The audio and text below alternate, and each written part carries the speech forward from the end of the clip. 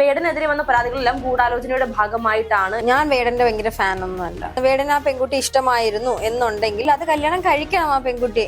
എന്തിനാണ് അവരെ യൂസ് ചെയ്തിട്ട് വിടുന്നത്? വേടൻ നല്ലൊരു സിംഗർ ആണ്, അല്ലാന്നല്ല. ഇത്രയും പെൺകുട്ടികളെയൊക്കെ പീഡിപ്പിക്കുന്നുണ്ടെങ്കിൽ, ഇത്രയും പെൺകുട്ടികൾക്ക് കല്യാണം കഴിക്കാം എന്ന് പറയുന്നുണ്ടെങ്കിൽ, ഇത്രയും പെണ്ണുങ്ങളെ കൊണ്ടു നടക്കുന്നുണ്ടെങ്കിൽ തെറ്റാത്ത ഭാഗത്തായിരിക്കും. എല്ലാവർക്കും ഒരു പാസ്റ്റ് റിലേഷൻഷിപ്പ് എന്തെങ്കിലും കാണും. രണ്ടുപേരും തമ്മിൽ ഇഷ്ടപ്പെട്ടുകൊണ്ട് ചെയ്തൊരു കാര്യം പിന്നീട് അതെങ്ങനെയാണ് ഒരാളുടെ മാത്രം തെറ്റായി മാറുന്നത്? ഒരു സമയത്ത് വേടനെതിരെ ഉണ്ടായിരുന്ന സ്ത്രീ വിഷയപരമായ പരാതികളെല്ലാം വലിയ വിവാദങ്ങളെല്ലാം സൃഷ്ടിച്ചിട്ടുണ്ടായിരുന്നത്. പിന്നീട് വേടനെതിരെ കേസെടുക്കുകയും വേടൻ ഒളിവിൽ പോവുകയും ചെയ്ത് പിന്നീട് വേടന് മുൻകൂർ ജാമ്യം കിട്ടി. വേടൻ ഇപ്പോൾ വീണ്ടും പല വേദികളിലും സജീവമായിക്കൊണ്ടിരിക്കുകയാണ്. അപ്പോ ഈ ഒരു സാഹചര്യത്തിൽ വേടന്റെ സഹോദരൻ കഴിഞ്ഞ ദിവസം ചാനലിൽ കൊടുത്തൊരു ബൈറ്റിൽ പറയുന്നുണ്ട്, വേടനെതിരെ പരാതികൾ നൽകിയത് കുടുംബത്തെ വളരെയധികം വലിയ രീതിയിൽ ബാധിച്ചിട്ടുണ്ടായിരുന്നു എന്ന്. അതുപോലെ തന്നെ വേടനും പറഞ്ഞൊരു പ്രസ്താവനയുണ്ട്, വേടനെതിരെ വന്ന പരാതികളെല്ലാം ഗൂഢാലോചനയുടെ ഭാഗമായിട്ടാണ് എന്നുള്ളൊരു പ്രസ്താവനയോട് പറഞ്ഞിട്ടുണ്ട്. പക്ഷെ യഥാർത്ഥത്തിൽ ഇങ്ങനെ ഒരു പരാതി അല്ലെങ്കിൽ ഇങ്ങനെ ഒരു സംഭവം നടക്കാതെ വേടനെതിരെ വെറുതെ ഒരു പരാതിയുമായി വരാൻ സാധ്യതയുണ്ടോ?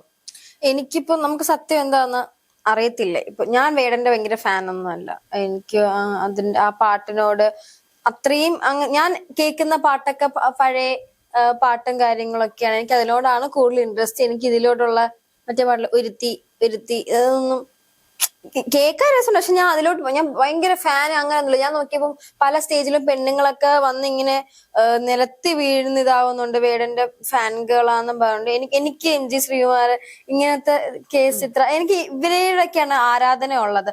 വേടൻ നല്ലൊരു സിംഗർ ആണ്, അല്ലാന്നല്ല. ഞാൻ എന്റെ ഒരു ഒപ്പീനിയൻ പറഞ്ഞു, ഞാൻ ഭയങ്കര ഡൈഹാർഡ് ഫാൻ ഒന്നും അല്ല.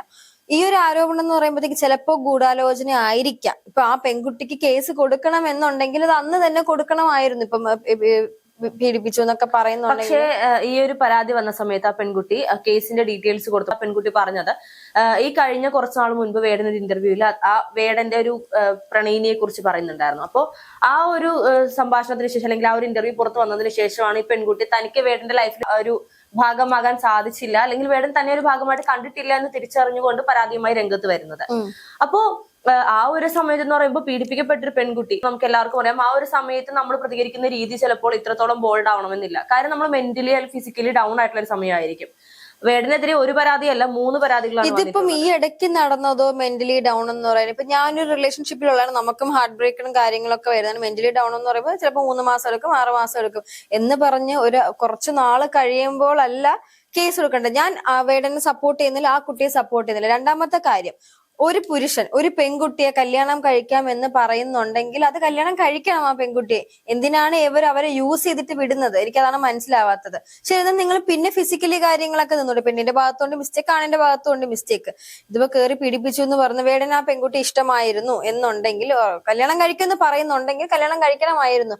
അല്ലാതെ യൂസ് ചെയ്ത് കഴിഞ്ഞിട്ട് കുറെ നാൾ കഴിഞ്ഞിട്ട് അടുത്ത് വേറെ റിലേഷൻഷിപ്പ് ആവുക, മെന്റലി ആ കുട്ടിക്ക് ഭയങ്കരമായിട്ടുള്ള ഒരു ഹാർട്ട് ബ്രേക്ക് ഉണ്ടായിരിക്കും. പിന്നെ ആ പെൺകുട്ടിക്ക് പരാതി കൊടുക്കണമെങ്കിൽ നേരത്തെ പരാതി കൊടുക്കാമായിരുന്നു. ഇതിപ്പോ പീഡിപ്പിച്ചെന്ന് പറയുമ്പോൾ രണ്ടുപേരുടെ സമ്മതത്തോട് ചെയ്തൊരു കാര്യമാണ്. അപ്പം അവൻ ഈ ഇത്രയും വലിയ നിലയിലെത്തിയപ്പോ ഇതിനു മുമ്പും വേറെ കേസ് ഡ്രഗ്സിന്റെയോ അങ്ങനെ എന്തോ കേസ് വന്നിട്ടുണ്ടായിരുന്നു ഓൾറെഡി.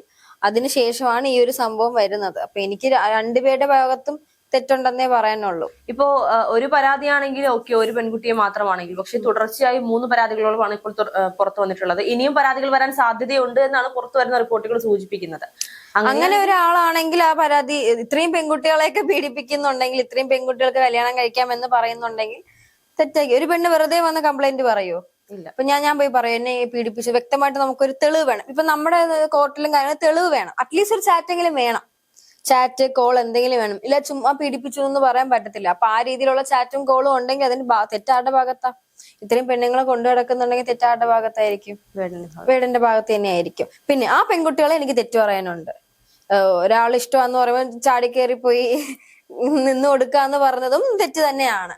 അപ്പൊ ഞാൻ നമുക്ക് പക്ഷെ ഇന്നത്തെ കാലത്ത് പ്രണയിക്കുന്നവർ തമ്മിൽ, അല്ലെങ്കിൽ ഇപ്പോൾ 5 വർഷത്തിന്റെ ഇടയ്ക്ക് എടുത്ത് നോക്കിയാൽ പ്രണയിക്കുന്നവർ തമ്മിൽ സെക്സ് ചെയ്യുന്നതിനോട് തെറ്റ് നമുക്ക് പറയാൻ സാധിക്കും. എന്നാ പിന്നെ കംപ്ലൈന്റ് കൊടുക്കരുത്. ഞാൻ പറഞ്ഞ എനിക്ക് ഒരു മെയിൻ കാര്യമാണ് ഈ ആണുങ്ങളോട്. നിങ്ങൾ വിവാഹം ചെയ്യാം എന്ന് പറഞ്ഞിട്ട് ഈ സെക്സ് കാര്യങ്ങൾ ചെയ്യുന്നത്, എന്നിട്ട് ഈ പെൺകുട്ടികൾ ഒരു ക്വസ്റ്റ്യൻ ആയിരിക്കും, നീ എന്നെ വിട്ടു പോവോ? നീ ഒരു പെണ്ണാണ്, നമുക്ക് മനസ്സിലാവും, എനിക്ക് റിലേഷൻഷിപ്പ് ഉണ്ടാകും, നീ എന്നെ വിട്ടു പോവോ? അപ്പൊ അവര് ഇല്ല, പോകത്തില്ല. ഒരു സമയം കഴിയുമ്പോൾ ഇവർക്ക് ചിലപ്പോൾ മടുപ്പോ അല്ലെങ്കിൽ എന്തെങ്കിലും പ്രശ്നങ്ങൾ വരുമ്പോ ഇത് വിടും. അപ്പൊ ഇവരുടെ പെൺകുട്ടിയുടെ മനസ്സിൽ എന്താ ഒബ്വിയസ്ലി തോന്നുന്നത്? ഇവൻ എന്നെ യൂസ് ചെയ്തിട്ട് വിട്ടു. അങ്ങനെ ഒരു പെണ്ണിന് തോന്നത്തുള്ളൂ.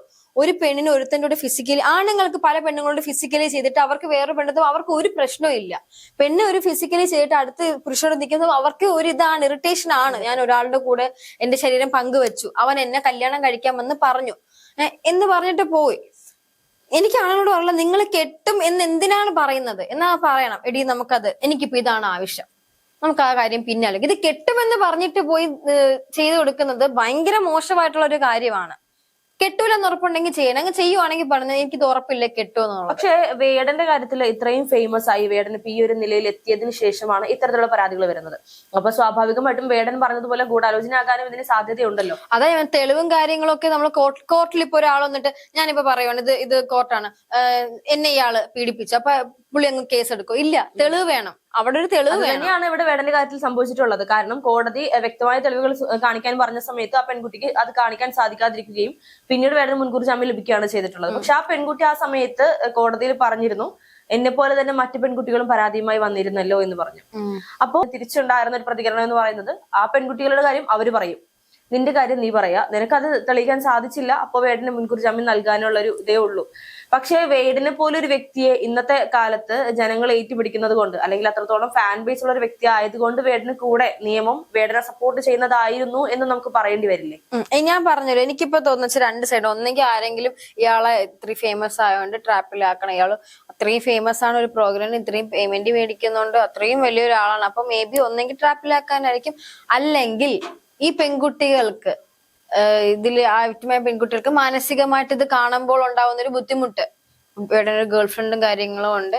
അപ്പൊ അല്ലെങ്കിൽ ചിലപ്പോൾ സെറ്റിൽമെന്റിന് വേണ്ടി വേടനെ ട്രാപ്പിലാക്കിക്കൊണ്ട് മേ ബി അങ്ങനെയായിരിക്കും. ഞാൻ പറഞ്ഞല്ലോ, ഇയാൾക്കറിയോ പേഴ്സണലി അവരാരെങ്കിലും? ആ പെൺകുട്ടികളെ അറിയോ? വേടനെ അറിയോ? ഇല്ല, എനിക്കും വേടനെ അറിയില്ല, പെൺകുട്ടികളുടെ കാര്യവും എനിക്ക് അറിയത്തില്ല, രണ്ടുപേരെയും പേഴ്സണലി അറിയത്തില്ല. അപ്പൊ അതുകൊണ്ട് രണ്ട് സൈഡിൽ നിന്ന് സംസാരിക്കുന്നത്.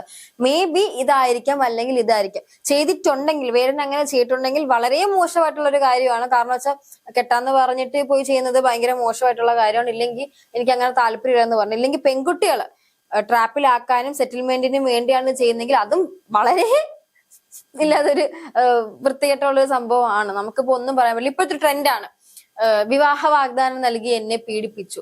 ഇത് കേൾക്കുന്ന ആൾക്കാർ എന്ത് കെട്ടിയിട്ട് പീഡിപ്പിച്ചോ പെൺകുട്ടിയെ? നമ്മൾ നിന്നു കൊടുത്തിട്ടല്ലേ. നമ്മള് മനസ്സിലാക്കണമായിരുന്നു. ഇപ്പോഴത്തെ പണ്ടത്തെ വെച്ചാൽ ഇതൊന്നും ഇല്ലായിരുന്നു. പണ്ട് വെച്ചാൽ ഭയങ്കര സ്ട്രിക്റ്റാ. നമ്മളൊന്ന് ഫോൺ വിളിക്കണമെങ്കിൽ പോലും അമ്മയും അച്ഛനും ഒന്നും കാണാതെ പതുക്കെ ഒന്ന് വിളിച്ചൊരു സമയം ഉണ്ടായിരുന്നു. ഇപ്പൊ എല്ലാം ചുറ്റിനും എല്ലാം ഉണ്ട്. ഇപ്പം പഠിക്കാനെന്ന് പറഞ്ഞ് അവിടെ എവിടെയും പോയി നിൽക്കുന്നു. അവർ ലിവിങ് ടുഗദർ ആയിരിക്കാൻ, ചിലപ്പോൾ അവരൊരുമിച്ച് നിൽക്കുന്നതൊന്നും വീട്ടുകാർ അറിയുന്നില്ല. പല പ്രശ്നങ്ങളും ഉണ്ടാവുന്നു. പിന്നെ പീഡിപ്പിച്ചു എന്ന് പറയുന്നു. ഇപ്പം കുറച്ചുകൂടി ജനറേഷൻ ഇനി കുറച്ചു നാള് കഴിയുമ്പോൾ എന്തായിരിക്കും? പണ്ടൊന്നും ഈ സംഭവം ഇല്ല. പണ്ടത്തെ എപ്പോഴും ന്യൂസ് കേട്ടുണ്ട്, വിവാഹ വാഗ്ദാനം നൽകി പീഡിപ്പിച്ചു എന്നില്ല. ഈ ഒരു ഇടക്കാലത്ത് വെച്ച് ട്രെൻഡിങ് ആയ ഒരു ന്യൂസാണിത്. ഇത് നമ്മുടെ വീട്ടുകാർ കേൾക്കുമ്പോ എന്തോ വിചാരിക്കും? അതെ, വീട്ടുകാർ കേൾക്കുമ്പോ ഇപ്പൊ ഈ പെൺകുട്ടികള് ഇതിന് കേസിന് വേണ്ടി പിറകെ നടക്കുന്ന സമയത്ത് അവരൊന്നും വിചാരിക്കത്തില്ല എന്ത് നാണക്കേട്ടുള്ള ഒരു പരിപാടിയാണെന്ന്. ഒന്നെങ്കിൽ നിന്ന് കൊടുക്കാതിരിക്കുക, നിന്ന് കൊടുത്തിട്ടുണ്ടെങ്കിൽ മിണ്ടാതിരിക്കുക. ചെയ്തു പോയി, ആരുടെ തെറ്റാ? ആർക്ക് നഷ്ടം? വേടന നഷ്ടമാണോ? ഇല്ല, പെൺകുട്ടിക്കാണ് നഷ്ടം. അത് മനസ്സിലാക്കുന്നില്ല. പിന്നെ തെളിവില്ല എന്ന് പറയുന്നുണ്ടെങ്കിൽ അത് ചിലപ്പോൾ കള്ളത്തരമായിരിക്കും. ഇപ്പൊ നമ്മളെടുത്ത ഒരാള് റിലേഷനാണ്, ഇപ്പം എന്റെക്ക് ഒരു റിലേഷൻ ഉണ്ട്. ആ റിലേഷൻഷിപ്പിൽ നിൽക്കുന്ന ആളെ നമ്മൾ വിളിക്കാതിരിക്കോ? ഇല്ല. ചാറ്റ് ചെയ്യാതിരിക്കോ? ഇല്ല. കാണുമ്പോൾ ഒരു ഫോട്ടോ എങ്കിലും എടുക്കാതിരിക്കോ? ഇല്ല. ഇത് മൂന്നും ആ കൊച്ചിൽ എന്തെങ്കിലും ഉണ്ടെങ്കിൽ, പിന്നെ ചാറ്റ് ഉണ്ടെങ്കിൽ പോലും നമ്മൾ റിലേഷൻഷിപ്പ് ആണെങ്കിൽ എന്തൊക്കെ ചാറ്റ് ചെയ്യും? അറ്റ്ലീസ്റ്റ് ഒരു ലവ് യു എന്നെങ്കിലും പറയത്തില്ലേ? അറ്റ്ലീസ്റ്റ് എന്തെങ്കിലും ഒന്ന് പറയത്തില്ലേ? ആ തെളിവെങ്കിലും ആ കൊച്ചിനൊന്നും ഇല്ലെങ്കിൽ അത് ഇറ്റ്സ് ഫേക്ക് ആയിരിക്കും. പിന്നെ ഇതിന് മുമ്പും വേറെ പെൺകുട്ടികൾ കേസ് കൊടുത്തിട്ടുണ്ടെന്നും പറയുന്നുണ്ട്. പിന്നെ ഈ കേസ് അപ്പൊ തന്നെ കൊടുക്കണം. അല്ലാതെ ഇത്രയും വർഷം കഴിഞ്ഞിട്ട് അയാൾ ഈ പീക്ക് പോയിന്റ് നിൽക്കുമ്പോൾ എനിക്കൊന്ന് ഒന്നെങ്കിൽ ടാർഗറ്റ് ചെയ്യുന്നതായിരിക്കും. കഞ്ചാവ് കൊടുത്തു, അയാൾ പിന്നെയും ഉയർന്നെണീറ്റു, പിന്നെയും കേസ് എടുത്തു, പിന്നെയും ഉയർന്നെണീച്ചു. എന്നിട്ടും അയാളുടെ ഗേൾ ഫ്രണ്ട് ഇപ്പോഴും കൂടെ ഉണ്ട്. ഞാൻ ഈ ഇടയ്ക്ക് ഒരു വീഡിയോ കൊണ്ട് ഇപ്പൊ ചെയ്ത പ്രോഗ്രാമിന്റെ സൈഡിൽ പുള്ളിക്കാരി നിപ്പുണ്ട്. അപ്പം അത്രയും ആ ട്രസ്റ്റ് ചെയ്തുകൊണ്ടും വേടൻ അങ്ങനെ ചെയ്യത്തില്ല എന്ന് ഉറപ്പുള്ളതുകൊണ്ടാണ് ആ പെൺകുട്ടി അങ്ങനെ നിൽക്കുന്നത്. എല്ലാവർക്കും ഒരു പാസ്റ്റ് റിലേഷൻഷിപ്പ് എന്തെങ്കിലും കാണും. അപ്പം ആർക്കായാലും ഏതൊരു വ്യക്തിക്കായാലും ഇതാണ് എന്റെ ഫസ്റ്റ് ലവ് എന്ന് കാണും. എല്ലാവർക്കും ഒരു പാസ്റ്റ് ലൈഫ് റിലേഷൻ കാണും. ആ റിലേഷനിൽ പലതും സംഭവിച്ചിട്ടുണ്ടായിരിക്കും. വാക്ക് കൊടുത്തിട്ടുണ്ടെങ്കിൽ പുള്ളിയുടെ തെറ്റാണ്. അല്ലാതെ എന്തെങ്കിലും മ്യൂച്വലി അണ്ടർസ്റ്റാൻഡ് ചെയ്തിട്ട് ബ്രേക്കപ്പ് ആയിട്ട് ഇതെല്ലാം ചെയ്തിട്ട് പെൺകുട്ടിയുടെ തെറ്റാണ്. എനിക്ക് എന്റെ ഒപ്പീനിയൻ അതാണ്. കാരണം രണ്ടുപേരും എനിക്ക് പേഴ്സണലി അറിയത്തില്ല. ചിലപ്പോ സത്യമായിട്ട് ആ പെൺകുട്ടിയുടെ മാനസികാവസ്ഥ ചിലപ്പോ എന്നെ ആരും വിശ്വസിക്കുന്നില്ലല്ലോ, മേ ബി അയാൾ ഇത്രയും ഫാൻസ് ഉള്ളതുകൊണ്ടായിരിക്കും, ഹോൾഡ് ഉള്ളതുകൊണ്ടായിരിക്കും, ഞാനിപ്പോ സാധാരണ ഒരു പെൺകുട്ടിയാണല്ലോ എന്ന് വിചാരിക്കുന്നുണ്ടായിരിക്കും. നമുക്കൊന്നും പറയാൻ പറ്റില്ല. സത്യം എന്തായാലും തെളിയും എന്നാണ്. ഇപ്പൊ ഹർഷയ്ക്ക് എന്താ തോന്നുന്നു ഇങ്ങനെയൊക്കെ ന്യൂസ് കണ്ടിട്ട്? വേടനെ സംബന്ധിച്ച് വേടനെ പോലെ ഒരു വ്യക്തി ഇത്രയും പീക്ക് പോയിന്റിൽ നിൽക്കുന്ന സമയത്ത് ഒരു ന്യൂസ് വരുമ്പോൾ നമുക്ക് സ്വാഭാവികമായിട്ടും അത് ഗൂഢാലോചനയാണ് എന്ന് ചിന്തിക്കേണ്ടി വരും. പക്ഷെ ഒന്നിലധികം പരാതികൾ വരുമ്പോൾ നമുക്ക് സംശയിക്കേണ്ടിയിരിക്കും. പിന്നെ മ്യൂച്വൽ ആയിട്ട് റിലേഷൻഷിപ്പിലാവുകയും പിന്നീട് ലൈംഗിക ബന്ധത്തിൽ ഏർപ്പെടുകയും ചെയ്തിട്ട് ഇത്രയും വർഷങ്ങൾക്ക് ശേഷം ഈ ഒരു പരാതിയുമായി എന്നെ പീഡിപ്പിച്ചു എന്ന് പറഞ്ഞ പരാതി നൽകുന്നതിൽ ന്യായമില്ല എന്നുള്ള എന്റെ ഒരു പക്ഷം. കാരണം രണ്ടുപേരും തമ്മിൽ ഇഷ്ടപ്പെട്ടുകൊണ്ട് ചെയ്തൊരു കാര്യം പിന്നീട് അതെങ്ങനെയാണ് ഒരാളുടെ മാത്രം തെറ്റായി മാറുന്നത് എന്നുള്ളതൊരു ചോദ്യം തന്നെയാണ്. എന്ത് തന്നെയാണെങ്കിലും വേടൻ ഇപ്പോ വീണ്ടും സജീവമായിക്കൊണ്ടിരിക്കുകയാണ്. കുറച്ചുനാൾ കഴിയുമ്പോൾ ഇനിയും പരാതികൾ വരികയാണെങ്കിൽ, അല്ലെങ്കിൽ ഇപ്പോൾ പരാതി കൊടുത്തിരിക്കുന്ന പെൺകുട്ടികൾക്ക് അത് തെളിയിക്കാൻ സാധിക്കുകയാണെങ്കിൽ, തെളിവുണ്ടെങ്കിൽ തെളിവിടട്ടെ, അതാണ് നമ്മൾ നോക്കേണ്ടത്. എന്തായാലും തെറ്റ് ചെയ്തിട്ടുണ്ടെങ്കിൽ വേടനാണെങ്കിലും ആരാണെങ്കിലും ശിക്ഷിക്കപ്പെട്ടു തരും.